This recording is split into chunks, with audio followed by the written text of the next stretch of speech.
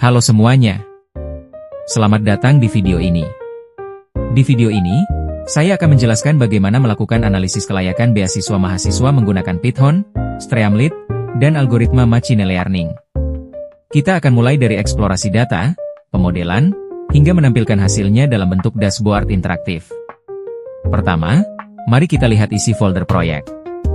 Di dalamnya terdapat 3 file utama, file eda.py, berisi eksplorasi data. File modeling.py, berisi proses pemodelan machine learning. Dan file dashboard_do.py, untuk membuat visualisasi dashboard. Kita juga memiliki dataset bernama data_mahasiswa_do.csv. Dataset ini berisi informasi mahasiswa seperti nama, IPK, semester, status ekonomi, dan jumlah tidak hadir. Sekarang, kita mulai dengan membuka file eda.py. Di file ini, kita membaca dataset dan menampilkan informasi umum, statistik deskriptif, dan distribusi semester.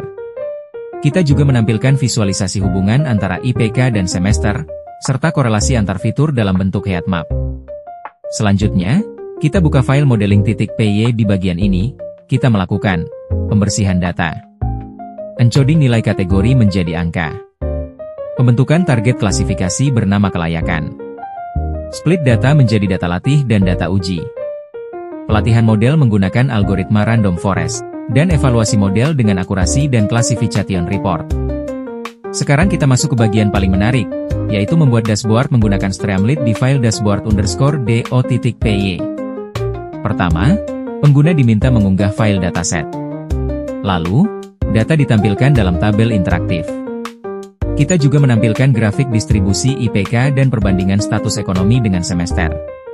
Setelah itu, sistem secara otomatis memproses model machine learning dan menampilkan akurasi model serta hasil evaluasinya. Selanjutnya, kita menggunakan logika berbasis aturan untuk menentukan jenis beasiswa mahasiswa secara otomatis. Beberapa aturan beasiswanya antara lain, jika IPK lebih dari atau sama dengan 3,75, maka mendapatkan beasiswa prestasi akademik mahasiswa unggul. Jika status ekonomi rendah, IPK lebih dari 3, dan semester antara 1 hingga 8, maka mendapatkan beasiswa KIP-K. Jika IPK lebih dari 3,5, tidak pernah absen, dan semester lebih dari atau sama dengan 4, maka mendapatkan beasiswa yayasan pendidikan. Jika IPK lebih dari 3, ekonomi sedang atau tinggi, dan semester antara 2-5, maka mendapatkan beasiswa prestasi umum. Jika tidak memenuhi semua kriteria, maka tidak berhak menerima beasiswa. Setelah sistem menentukan beasiswa untuk masing-masing mahasiswa, kita bisa melihat siapa saja yang berhak, dan siapa yang tidak berhak menerima beasiswa. Seluruh hasil ini ditampilkan dalam tabel, dan pengguna bisa mengunduhnya langsung dalam bentuk file CSV. Kita juga bisa melihat rekap keseluruhan, seperti jumlah mahasiswa yang berhak dan tidak berhak. Di sini saya akan mencontohkan implementasinya.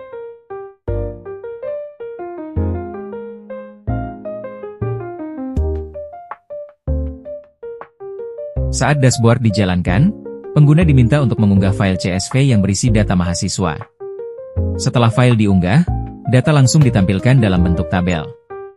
Selanjutnya, sistem akan menampilkan informasi jumlah total mahasiswa, kemudian menampilkan grafik distribusi nilai IPK, dan hubungan antara status ekonomi dan semester dalam bentuk visual. Kemudian, sistem secara otomatis menjalankan proses pemodelan machine learning berdasarkan file modeling.py. Model yang digunakan adalah Random Forest Classifier, yang telah dilatih sebelumnya untuk memprediksi kelayakan mahasiswa menerima beasiswa. Hasil dari model ini ditampilkan dalam bentuk akurasi dan classification report. Setelah itu, sistem menjalankan logika berbasis aturan untuk menentukan jenis beasiswa yang cocok bagi setiap mahasiswa. Setelah seluruh aturan dijalankan, sistem menambahkan kolom jenis beasiswa dan kelayakan beasiswa ke dalam tabel data. Data tersebut ditampilkan kembali dengan kategori mahasiswa yang berhak dan tidak berhak menerima beasiswa. Pengguna dapat melihat detail masing-masing kelompok dan juga bisa langsung mengunduh data hasil analisis dalam format file CSV. Di bagian akhir, sistem menampilkan rekap total jumlah mahasiswa yang berhak, dan yang tidak berhak menerima beasiswa. Mungkin itu adalah hasil dari contoh sistem ini. Dengan sistem ini, kita dapat mempermudah proses seleksi beasiswa secara otomatis dan objektif berdasarkan data. Terima kasih telah menonton video ini.